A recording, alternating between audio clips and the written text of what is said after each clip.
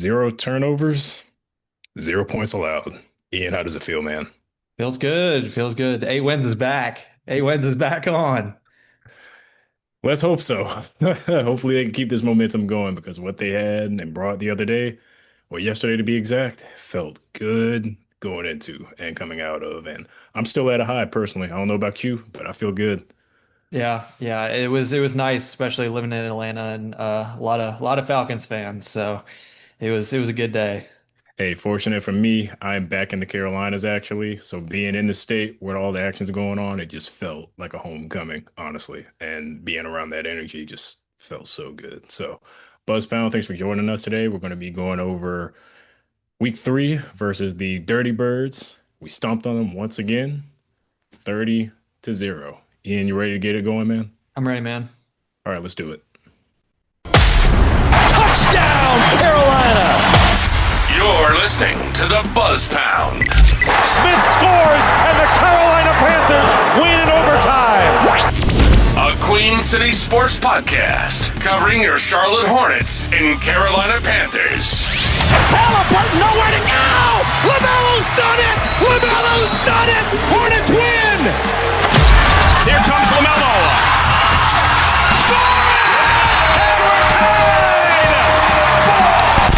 Here are your hosts, Ian Blair and Cam Gardner. Buzz Pound, welcome back. Episode 4, Season 2. Today, like I said, we're going to be going over a good win for the first time this season, and hopefully it'll be the first of some more this, current season. Ian, you want to go into it, man? Yeah. Panthers taking down the Falcons 30-0. And I say it all along. When you don't turn the ball over, you win the field position battle. Good things usually happen. And both happened for the Panthers on Sunday. And we also forced some turnovers on defense, which was huge. I mean, it shows kind of what this team could look like when we don't turn the ball over and we can force some turnovers. And you saw what it did for the Falcons. I mean, that pick six, I believe it was 13. The score was 13-0, maybe 10-0, before Smith Wade had that pick six. And, anytime you're able to get interceptions, especially pick sixes, as a fan, it feels amazing to get that from your defense. It really turned it around. It helps the offense out. And the field position battle was huge. I think them missing 2 field goals early on really helped us put us in good field position to start drives.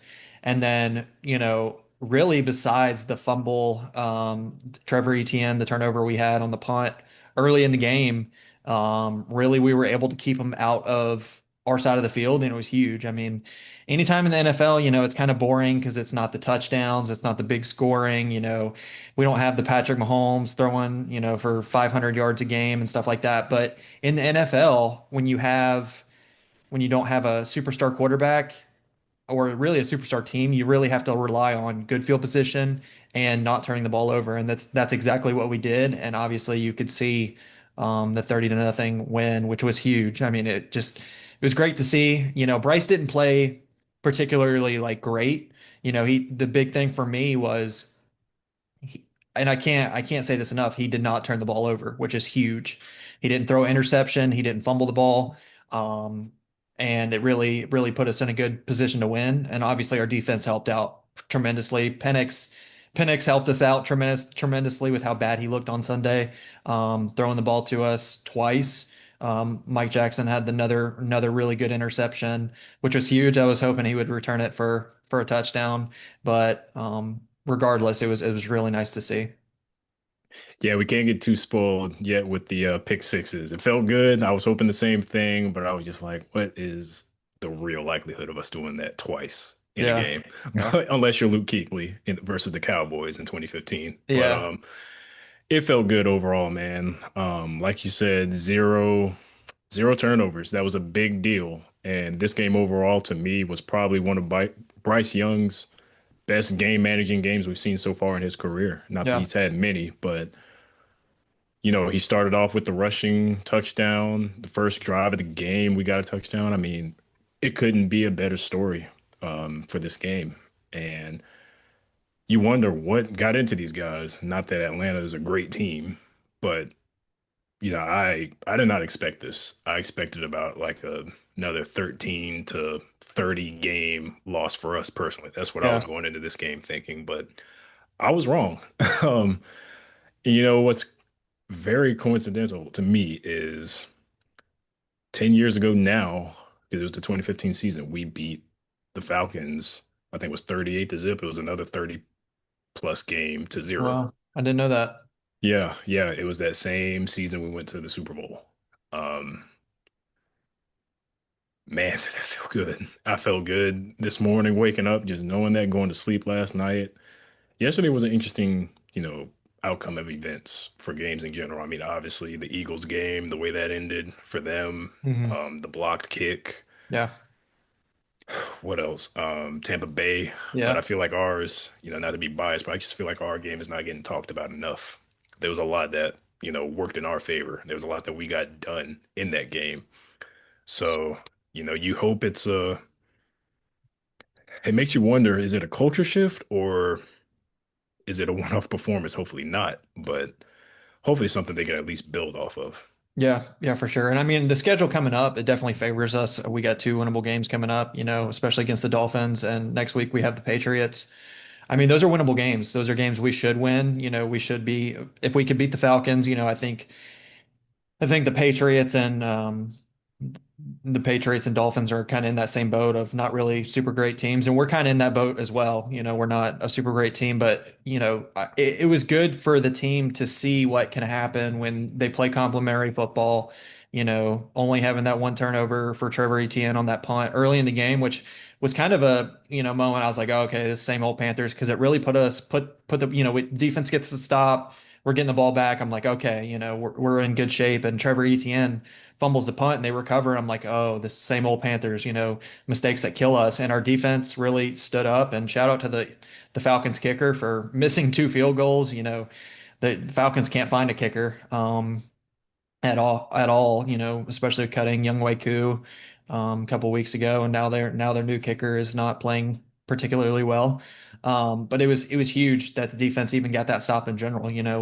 They started on the 30 or our 30-yard line, thanks to that Trevor Etienne fumble for them, and our defense really just played well. And we have leadership. I mean, defense, Derek Brown is really the anchor for that defense. And Derek Brown's never going to get talked about enough, especially in the NFL circles and in the media, because he's a defensive tackle. And he's not like Aaron Donald. He's not going to have 15 plus sacks, but he is such a leader on that defensive line and really stopped. You could thank him a lot for being able to stop the run. Um, Although, Bijan Robinson, one of the best players in the NFL, did have over 100 yards, but I think we bottled him fairly well in this game, especially because he is so explosive and he could really break any run for a touchdown, really any given play.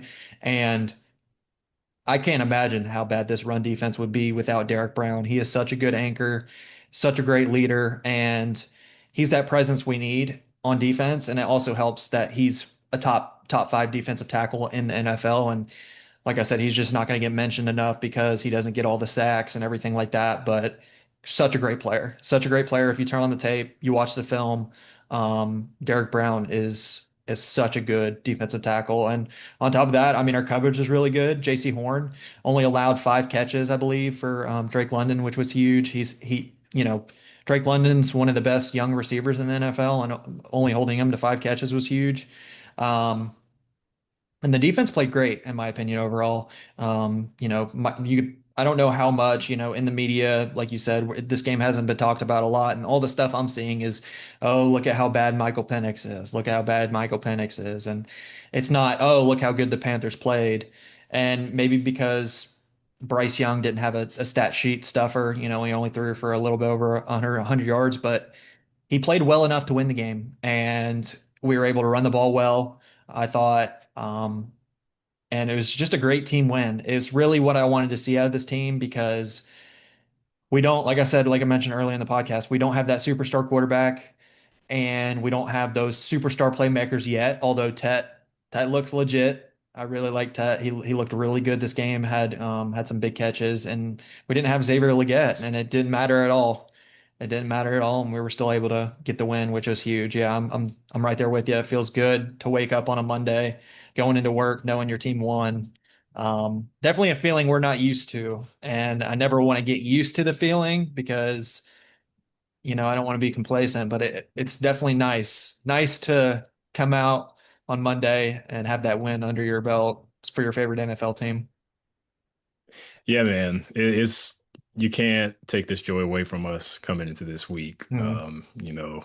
Hopefully it's not a, energy drainer next week when we play New England. Hopefully that's something we can win. Like I said, it's a winnable game, but hopefully these guys can keep this momentum going since they picked it up now. Because honestly, if we went 0-3, I wouldn't even know what to say.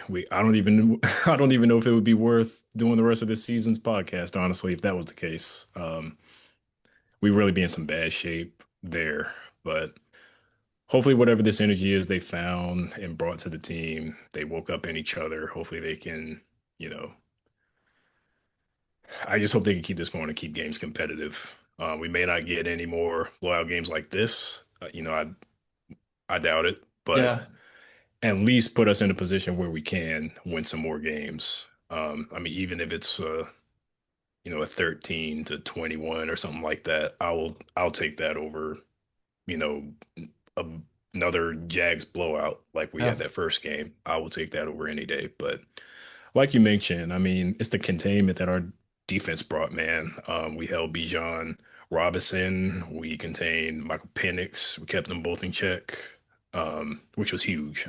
We know if Penix is having a decent game, he can have a good game. But this one kept him in his place, and we never allowed the Falcons to cross the 30-yard line, which was very impressive to me. And the way their kicker was playing, man, they weren't getting anything, even if they were in a position where they could get a field goal. I know Koo is somewhere with his feet up, probably looking at that game, laughing at those boys, honestly, yeah, because the way they cut him, he was one of the best kickers in the league. I know he had maybe one or two bad games before they cut him, but they needed him then, honestly, yeah, because that was bad. That seemed like something we would do if we're being honest. yeah. No, for sure. Just great overall team win. I think it's something that we definitely need to build upon. I hopefully next week, going up to New England, that we can build on this win, and we don't have a hangover or anything like that, and we're able, getting wins in the NFL is hard, super hard. So you definitely got to um, appreciate everyone you get, and obviously build off of this. We're still really early in the season, sitting at 1-2, through 3 games, and we're sitting, not to compare this to other teams around the leagues, but so are the Chiefs. There's so many other teams around the league that are in the same boat. And it's a long season. It's still, you know, anybody's game. We're 1-0 in the division, which is huge. The Falcons are 0-2 in the division. Stuff like that could play, especially if we're sitting at right around the Falcons at the end of the year. I don't think this division is really, I've talked about it all the time, but there's not really a team that's going to run away with this division. And if we could just sit in the mix, win these division games, they could play a big role later in the year when it's time to talk playoffs and playoff seeding and everything like that. If we could just win these division games and obviously win the games we're supposed to, like I think, the Patriots is a winnable game. I could see us losing as well. They have some good players. Um, but it's definitely we're right there. We're right there. Definitely winnable game. I don't think it's going to be a blowout either way, unless we just lay it goose egg, which the Panthers have done in the past. But hopefully, we take this week against the Falcons and build upon it instead of moving backwards. We have to, man. We have to. Bryce Young, he has to keep this game managing mentality going because it worked well. And it showed if everybody meshes together, is in sync, we can do some damage. And I feel like we could do the same thing to New England, personally. They're still a young, growing team themselves. We got Miami coming up as well. I feel like that's a winnable game for us. Obviously, they got whatever they got going over there, but it's just games like that when you know we have an advantage, we gotta take advantage. Yeah. It's it's important, especially with the way we started at 0-2. So at least we got this one, but we're going to have to keep building on top of this if we're going to make any kind of push, or at least just have a better season than we did last year. Yeah, yeah, for sure. Hopefully next week against the Patriots, we could see Tech get his first NFL touchdown. I know we're still waiting on that, but he's played well, man. I just, even though he doesn't have a touchdown yet, they're going to come. He's still a rookie. All I wanted to see is the sure hands that he's reliable. Bryce went to him on third down a couple times, which was huge. And he's made enough plays this year where I'm like, okay, we got one. You know what I mean? He's only going to get better and the touchdowns are going to come. He's played extremely well. I'm very happy with Tet overall as a player. Very looks really good. Definitely our wide receiver one. I thought it could potentially have been Xavier Legette, but Tet's taking it and running with it. And I think having Chubas continue to play well. Rico Dowdle played well, I thought.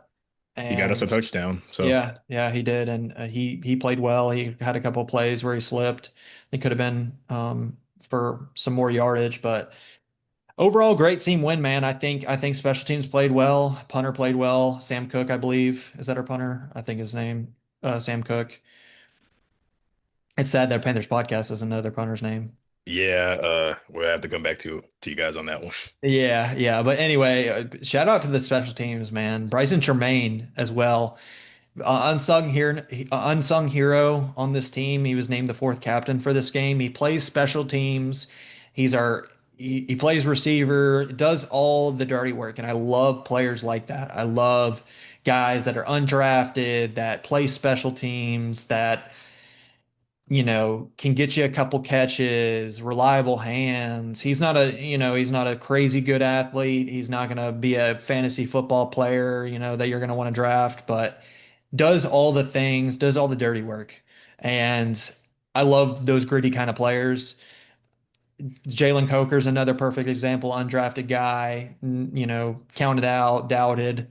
And He's I still mean, not back yet either. yeah, He's we're not back missing yet. him. He's going to be back. And I think it's just going to be another a great piece for this offense whenever Coker comes back. And Should sky's the be it limit. should be any week now. I mean, Yeah, it's yeah. been a while, but they're I still believe he not was really on the an update. IR, so he's going to be at least 4 weeks. So he's going to be out the next two games or next one game, at least, and then he's eligible to come off the IR. Hopefully, everything's going well with his rehab and everything like that, and he can come back.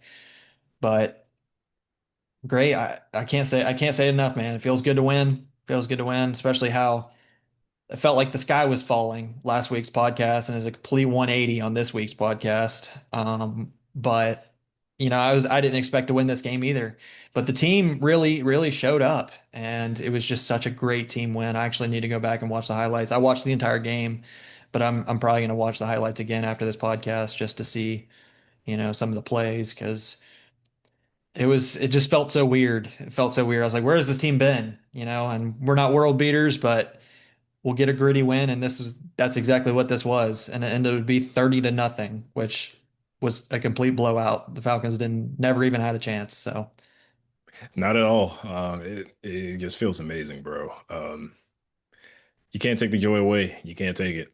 Especially coming from really Charlotte sports fans in general. Because like whether it's the Panthers or the Hornets, it's the same thing. Anytime you get a win, it just feels good. yeah. Let alone if you happen to get a win from both of those teams in the same day, it's even better of a feeling. Mhm. But I'm gonna go into a little bit of stats here, and also the kicker is Ryan Fitzgerald. We were talking earlier. That's the Yeah, kicker's Ryan name. Fitzgerald. I'm talking about the punter. The punter, Oh, okay. Sam Cook, I believe. I Yeah, I bel know yeah, Ryan Fitzgerald. We need to put some respect on Ryan Fitzgerald's name. He's been playing outstanding. Rookie, undrafted, Florida State. I think he was probably the only bright spot on Florida State's roster last year. yeah. No, the kickers always, especially if they're doing what they're supposed to do, always deserve some credit Mhm. because those win games. Those are important, Yep. just as important as touchdowns, if not more. I mean, they're very important. You could that could be a game-winning opportunity right there for you. And we've been in some of those positions before back in the Graham Gano days. Mhm. So, um, but like I mentioned, I'm about to go into a little bit of stats here. We already talked Bryce Young, not a standout game, stat sheet stuffer of any sorts, but 16 completed out of 24 attempts for 121 yards. But his efficient, his managing of the game, first rushing touchdown, all that stood out to me. I mean, Mhm. he Yeah. did what he was supposed to do Yep. as a franchise quarterback to get this game going. Yep. I loved it, and I want to see some more of that Mhm. because we know he's got it in him, but for some reason, obviously these past two seasons, can't say past full two, like the last half of last season, we saw little pieces of it. Didn't see it these first two games this season, but yesterday, I don't know if it was just them being back home in Charlotte, but man, he was a whole different player. Like he trusted everything around him. I mean, when he saw opportunities to scramble, I want to see that. There have been Mhm. so many times where you see he's open in front and he doesn't go for it. He always decides to throw it out or try to throw it to somebody. Mhm. But I want to see some more of that dog in him because Yes. clearly he can make it happen when he wants to. On the rushing side, Rico Dowdle, he had a touchdown run, 30 yards total. Chuba Hubbard, 17 carries, 73 yards. And we talked about Tet. To me, he's one of, well, I'm sold at this point, but Yeah. he's one of our emerging weapons along with Jatavion Sanders. And he had a nice hurdle catch. Ted McMillan, 8 targets, 3 receptions, 48 yards. Not as much as last week, but still showing that he's that guy. Yeah. As, our wide receiver one. Mhm. I mean, we need to keep him there. Whenever Coker comes back, he may be that wide receiver two. Hopefully he comes back strong because Coker really showed out last season. So having two guys like that, I think it really give us some excitement. But I mentioned tight end Jatavion Sanders. It leads into an unfortunate update. He's reported to have a high ankle sprain revealed today in an MRI exam and will miss multiple weeks in a fourth quarter injury from a Falcons defender falling on him after a reception. I hated to see that, Yeah. especially with the game we had yesterday, which he was a factor in. You hate those late injuries because that can affect the foreseeable future moving forward. What were your Yeah. thoughts? Yeah, I mean, I was hoping for him to break out, this year, and we kind of saw a little glimpse of it this past week before he unfortunately went down with the injury. But, Tommy Tremble's gonna have to step up. Really haven't seen much from him throughout his career. Hopefully he can step up and be that kind of tight end for us. And then Mitchell Evans as well, the rookie out of Notre Dame that people forget about, also needs to step up. And, he has the opportunity with Jatavian Sanders out. But yeah, I thought, Chuba played well enough, and yeah, Bryce converted, I believe I would like to see our third down numbers. I don't know them off the top of our head, but I feel like we did pretty good on third down. Those are really important as well because think about it, if you don't convert on third down, it turns into fourth down, you got to punt. So third being good and converting third downs is huge. I feel like I know there was a couple, I know he went to Tet on a third down, that was huge. And there was probably some other really big third down conversions early in the game when it was still really close. But yeah, man, I mean, it's just complete 180 of what have we seen out of this team. We've seen turnovers, the Cardinals, what could have been if we didn't have that strip fumble on the first drive of the game because ultimately, we could have won that game, I think, especially with how we came back later in the game. But I'm just pleased overall with this team and going into week 4 against the Patriots, we could be going into 2-2, and it's a whole new season, and we're back at 500, and we're looking really good. Hopefully, you know, everybody comes out to play in New England, and we put together a solid performance. Hopefully, Bryce, can continue to play well and not turn the ball over. I've harped on it 100 times this podcast already, but whenever Bryce doesn't turn the ball over, it puts us in a spot to win the game. And saw it against the Cardinals, and then we saw what not turning the ball over does against the Falcons. And yes, the score was 30-0 at the end of the game, but early on, at halftime it was only 10-0, I believe. So it was a close game at halftime, anybody's game. And, you know, we could have turned the ball over early in the third quarter and put the Falcons in good field position. They score, and then we're looking at, 10-7 ball game, but we didn't. And that's the biggest thing. We didn't turn the ball over and we played well, complimentary football. And some of our previous turnovers are turnovers that we could have avoided, Yeah. like Bryce Young with the stripping sacks. The he did it yesterday. I was happy. I was a little nervous at first, but when he scrambles, know how to slide. He attempted it in the Arizona game and somehow fumbled. I don't know what he was doing there, but it's things like that you can avoid. Yeah. Like hold on to the ball. Don't wait until somebody's right on you before you throw it out.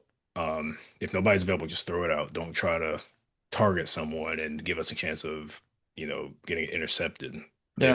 There's so many mistakes we could have avoided and, changed the outcomes of these last two games. But hopefully, with this game that keeps the momentum, they can look at film, see what they did right. If there were any takeaways, they can see what they did wrong, fix those, and go into New England and hopefully put up another competitive game and put us at 2-2. Yeah, absolutely. I agree. Sunday's going to be a big game. I'm excited to watch. I'll be at work, so I'll have to watch on my phone, but I'll still be tuned in. I'll still be watching and paying attention. Yeah, for sure. It's right now still a lot of questions. Dave Canales, I'm not sure what he changed there, but clearly play calling worked better this time. I'm not sure if it's between him and the rest of his staff or what, but whatever they did as well, we haven't talked about the staff too much, but they need to keep that going too, because I mean the staff is just important as what the players do on the field. Yeah, They make those decisions, and he always talks about complementary football. They need to keep that going. It worked for them this time. So, yeah, and clearly, if this team is in sync, they can get it done. yeah. I agree. I'm right there with you 100%. So, well, it's been a while since we talked about the Buzz Boys, the Charlotte Hornets a little bit. Not much to talk about there, but you've probably seen this. There was a report going around that, according to Rob Boone, who is the staff writer for The Athletic, who covers the Hornets, stated yesterday in the Charlotte Observer, that the organization wants LaMelo Ball to become a better leader. I mean, we've been saying that for a little bit now. I mean, he's going into year six, so it's time for him to take that actual leadership role, even if there are veterans on the team. This is his team. He is the face of the team, has been pretty much since he was drafted. But it takes that leader to lead your team to better season outcomes. I mean, we can't keep having these 21, 27, and 19 wins of a seasons. I mean, we can't, I said seasons twice, but you can't keep doing that. And I feel like this year is going to be very important for him because if it's not another good year, they might put their energy towards Brandon Miller moving forward, in my personal opinion. Yeah, yeah, for sure. I mean, we've been saying it on this podcast, LaMelo, this team in general, the Hornets team in general needs a leader. And we just need somebody to step up and be a leader and lead by example and put in the extra work and everything like that. And I don't know what kind of, work LaMelo's putting in. I'm sure he's putting in plenty, but just need to be that leader presence in the locker room. And, even if it's Brandon Miller, Brandon Miller is another great up and coming player. Hopefully he could stay healthy this year. It's going to be huge because it really killed us last year. But I'm right there with you, man. This team has so much potential to compete for a play-in spot or, a lower seeded spot, but we just haven't put it together. And hopefully I'm hoping, whether it's, Khan, Kneppel, I think he's kind of a good leader because he does all the dirty work and everything like that. And hopefully he can bring, even though he's the one of the younger players on the team, hopefully as he gets older, he starts to become that leader. But yeah, I'm not surprised the Hornets are our team's looking for LaMelo to step up as a leader because he's a great player and if he could just add that leadership element, I think it really could help our team and help the vibes of the team. And right now we're just a bunch of we're you know we I've called us AAU team, and that's pretty much what it is sometimes. Watching them, we score 160 points and give up 170. It's like cool, but we didn't win the game. And we see all these alley-oop dunks and all the LaMelo crazy threes and all that stuff, but we still lose the games because we don't play defense and play. We talked about it with the Panthers, complementary football. Let's play some complementary basketball. Really good on defense.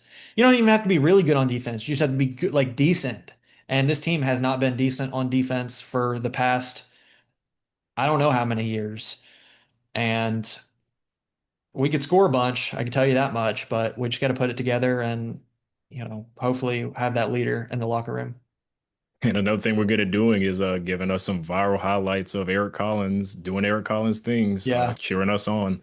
That's the one thing we got going for us every year. I hear it every year how we got the best announcer in the league, which I agree with. I mean, he brings the energy every game, no matter what the circumstance is. Yeah. So at least we got that going for us. But yeah, it's time.